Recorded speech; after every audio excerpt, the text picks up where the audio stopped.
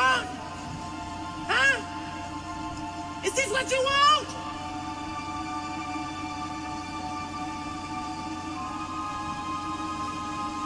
Well, come and get it, goddamn! I'll fucking wait. Who wanna debate? Straight, let me cook. Fish frying while season and marinate. Every season, there's no reasoning, just unanimous decision. Smash the noti bell, and thanks to all subscriptions. Mama mentality, stop fouling me, I'm goaded. Body shots got them folding. Every word they can quote it. Smoking bud, watching bud smoke these niggas. Mayweather with the defense, nothing short of genius. High step into the end zone like prime time. Point me to the limelight. Mic check, it's my time. The pod god every time I deliver. You're now tuned in to GOAT Thriller. I'm here to stay. All the chatter, y'all can dead it. Let's start the show. Yeah, I said it. Yeah, I said it. Dinging on them. Yeah, I said it.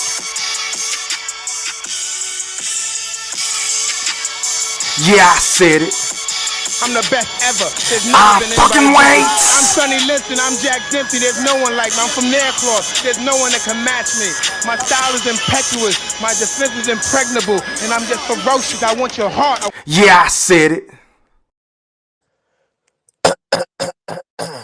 Now, before I get into what I'm about to get into, I just want to make sure that each and every last one of y'all hit that like or dislike button. And please be sure to put some motherfucking Coach K, Duke, full court pressure on that sub button if you're new to my channel. And please don't forget to ring that noti bell so you can be notified via email each and every time your boy E Thriller, aka Ham Rothstein, aka Go Thriller, aka the motherfucking Black Picasso, because I paint these pictures so vividly with my words on the sport of basketball whenever I feel like it. And once again, hoop fans, ladies and gentlemen, the Wolf Pack, welcome back. Now, first things first, man, shout out to everybody that's watching this live stream podcast on all of my social media platforms. That entails Facebook, Twitter, TikTok. My shout out to my people on the gram. Shout out to everybody on YouTube. Shout out to everybody in the chat, man. Make sure y'all put some pressure on that like button, man. I had to come on this morning because I'm gonna be honest with y'all. I didn't get a lick of sleep last night. And it's just so disappointing, man, because I know there's 81 games left in the regular season to play, right? But Anthony Davis was doing all this goddamn talking. Anthony Davis was doing all this chirping in the offseason, saying that the Denver Nuggets was bloviating, saying that the Denver Nuggets didn't have any class, saying that they were going to be ready for whatever they bring to the table this upcoming season, saying that he wanted to be the guy that the ball runs through, like the go-to guy, the primary option as far as scoring for the Los Angeles Lakers, because you and I both know, and everybody in the chat, and everybody in LA, and everybody across the motherfucking globe, that LeBron Ramon James, as great as he is in year 21. That means LeBron isn't the same fucking guy. Now, LeBron looked phenomenal last night. Outside of a couple of ill-advised three-point shots that he took, I ain't really cool with him settling for jumpers. I would much rather for him to be attacking downhill or playing back to the basketball in this stage of his career. LeBron Ramon James was phenomenal. He was phenomenal. And Anthony Davis, he started out hot, man. He started out playing with effort. He was aggressive. He was attacking the basket. He put Nikola Jokic on his back foot. He had him in foul trouble earlier in the game. But I don't know what it is, man, whether it's in the halftime situation or in the fourth quarter situation. Anthony Davis just flat out don't show up. He doesn't show up when the Lakers need him the most. That game was pretty much nip and tuck last night. It could have went either way. And let me tell you how I know he didn't show up. It's because he didn't even score in the goddamn second half of the game. How can you manage to be 6'10", 240 plus pounds, with athleticism out of this world, with length and girth, and he can dribble, he can create his own shot, he can pick and slash, he can pick and pop, he can do any and everything on the goddamn court. But for whatever reason, he just leaves a lot to be desired on the offensive end. But let me tell you about the best player in the NBA for the Denver Nuggets. Let me give a huge shout out to Nikola Jokic, who always shows up on a night in and night out basis. Let me give you his stat line, ladies and gentlemen, in the Wolfpack. Nikola Jokic had 29 points, 13 rebounds, and 11 assists. I repeat, Nikola Jokic, the reigning finals MVP, who should have been back-to-back MVPs. Yeah, I said it in the NBA because they gave it to Joel Embiid for reasons I still can't fathom. But this man came out on the first night, on ring ceremony night of the 2023 NBA season and dropped 29, 13, and 11. You understand what I'm saying? He earns this keep. He earns this check. But Anthony Davis is the same guy who I love to call Houdini now because Houdini ain't got shit on AD. The way that he disappeared, David Blaine, ain't none of them niggas got nothing. And I repeat, nothing on Anthony Davis. AD, you're getting paid $38 million, bro. $38 million per season. And you only giving us 17 points on 6 of 17 shooting with 8 rebounds and 2 blocks. I mean, really, AD? Really? Do you think that's going to cut the mustard in La La Land? Do you think you're going to be able to walk the streets in Tinseltown? You understand what I'm saying? With your head held up high, putting up those pedestrian numbers. I mean, goddamn. I've seen Christian Wood put up them type of numbers, and he coming off the bench. He is not a top 10 player in the NBA. In fact, Anthony Davis, you and I both know, whenever you're healthy and I guess mentally ready to play, because I'm starting to think some of this shit is just mental. Maybe this dude just wake up some nights and say, I don't feel like hooping. But whenever you show up and show effort for all 4 quarters on both ends of the floor, you are one of the best players in the league. On a night in and night out basis, I can look at the stat sheet and say Anthony Davis was the best player on the floor. And in the first half, you was living up to the bill. But once again, I don't know what it is. I don't know if the man gets gas. I don't know if he checks out mentally. I don't know if it's a false sense of, I got LeBron James on my team, so I ain't got to be as aggressive as I should be. Or I got AR-15 now. I got Christian Wood. I got D'Angelo Russell. I got all these boys because make no mistake about it.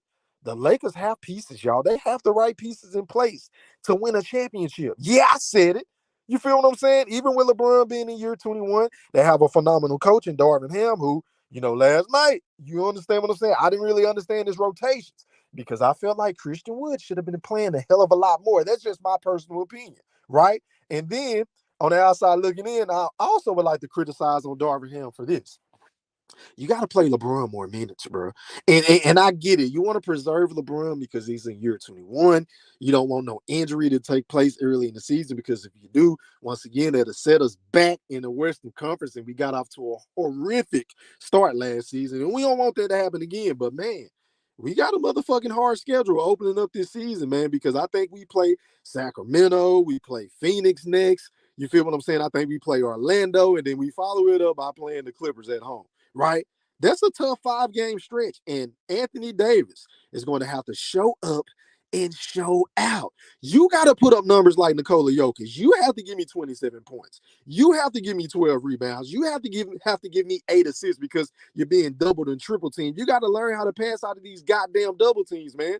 But it is inexplicable and it's inexplainable for you to not score in the second half. You're way too talented, my guy. You're far too talented, bro. To not to be able to create your own shot or get to the free throw line. Hell, do something. Do something, bro. I don't understand why you're not scoring at an elite level. You're supposed to be the guy. You're supposed to hand over. LeBron was supposed to hand over the reins to you to be, understand what I'm saying? The go-to guy in that offense to play on the block because I want to see you get your big ass down low and bang. B-A-N-G. I don't want to see you falling in love with the jumper and settling. I want to see you putting your head down and attacking the goddamn basket and getting some of these bigger guys who are much slower than you athletically in foul trouble. And if you got a smaller guy on you, that's when you go down low and play back to the basketball. It's simple, bro. It's not hard, but you make this shit so goddamn complicated, Anthony Davis, because you don't want to play. You don't want to show up half the goddamn time. And that's why I've been saying, man, I feel like the Lakers, I don't know why they gave him that 3-year extension. They should have tried to move Anthony Davis. I would have tried to move heaven and earth to get a Damian Lillard. And I know what you're saying. E3, who was going to man the paint, but you brought in Christian Wood anyway. You still got other big men. You still got Rui Hachimura, who could have slid in and played the 3 or the 4 with LeBron, Ramon James. You still would have had a decent team, man, but you need a point guard. You need somebody that's potent, that you can pencil in for 30 goddamn points on a night in and night out basis. And I'm not so sure that Anthony Davis is the guy for the job. Yeah, he's going to do the little things. Yeah, the stat sheet is going to look good most nights, but on some nights, he's just going to be subpar.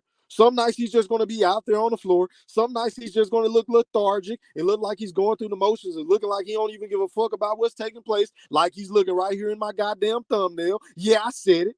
And Anthony Davis, look, bro, I don't know what it is, man, but you got to get your head out your ass, bro, because the Lakers expect for you to be dominant. See, it isn't okay for, if you want to be a Laker great, because I'm not too sure if you want to be a Laker great, but if you want your jersey held up in the rafters with the likes of a Kareem Abdul-Jabbar and a Magic Irvin Johnson and a Kobe Bean Bryant and a Shaquille O'Neal and a James Worthy. You feel what I'm saying? Jerry West, Wilt Chamberlain, guys of that stature, of that nature, with the mystique that comes with playing for the Los Angeles Lakers, then you have to show up in and out every single goddamn night.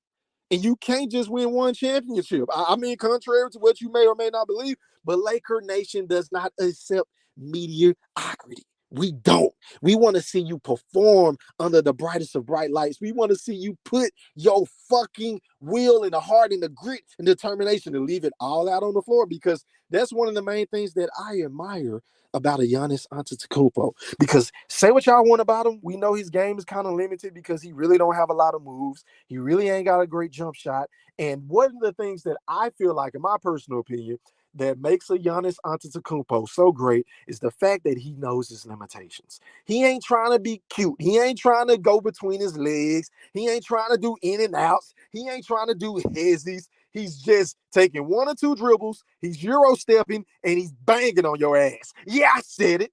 And I didn't stutter.